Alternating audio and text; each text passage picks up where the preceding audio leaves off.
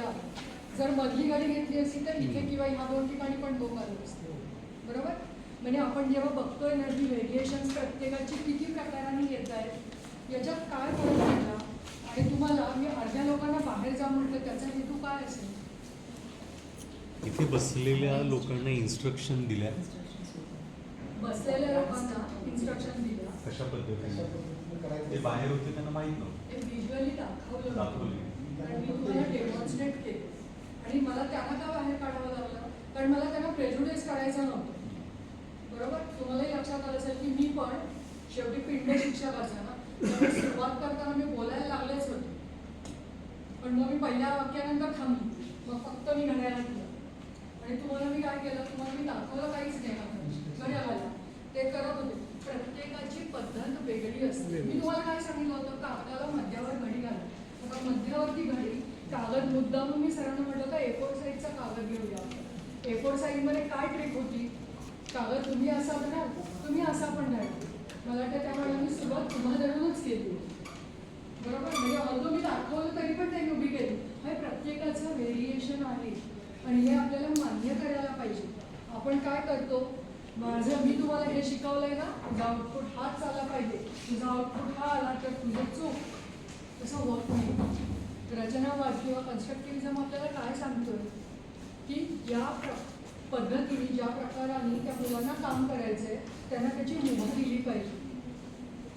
म्हणजे आता हा आउटपुट आणि हा ह्याच्या चुरा अगदी प्रामाणिकपणाने सांगा, शिक्षक म्हणून आपल्याला फरक करता येईल. या 2 कागदांच्या आउटपुट म्हणून तुम्ही जर का प्रॉडक्ट म्हणून बघितलं तर ही बघा छोटी छोटी एलेगंट खरी गोल आहे. ही आपली फाडायचा प्रयत्न केलाय मी तर, म्हणजे मला कळतच पडलं. म्हणजे आपण जेव्हा जेव्हा करतो तेव्हा प्रत्येकाचं व्हेरिएशन कुठे कुठे येतं की मी ज्या पद्धतीने इन्स्ट्रक्शन तुम्हाला दिलं, एक मी करून दाखवले आणि दुसरीकडे मी दाखवलं काहीच नाही. मी फक्त पंतोजीगिरी केली. कागदाची घडी घाला, मग परत एक घडी घाला, मग कागदाचा तुकडा फाडा. तुम्हाला जसं पाहिजे, तुम्ही कागद असा धरला, उभा धरला, आडवा धरला, घड्या अशा केल्या, मग मध्येच अशी केली. याच्यापेक्षा आणखीन काही वेगळं मला जर का स्टँडर्डाइज्ड आउटपुट हवा असेल तर मी काय करायला हवं होतं असं वाटतं. स्क्वेअर कागद घ्यायला पाहिजे होतं. हे एक उत्तर झालं. दुसरं, हाच कागद आहे समजा, रेक्टँग्युलर आकाराचाच कागद आहे, तर मला काय करता आलं असतं एका बाजूला. मला जर का स्टँडर्डाइज्ड आउटपुट हवा आहे, सूचना एकत्रपणे दाखवलं असतं. तुम्ही काय बोलता, सूचना सर्वांना सारख्या एकाच वेळी द्या. सूचना एकसारख्या द्यायला हव्या पाहिजे. अजून कोणाचा काही वेगळा शब्द ऍड करायचा या शेवटच्या प्रॉपर पाहिजे. प्रिसाईज इन्स्ट्रक्शन्स हव्या होत्या. कागद आडवा धरा, त्याची आडव्यामध्ये घडी घाला, मग त्याची उभ्यामध्ये घडी घाला.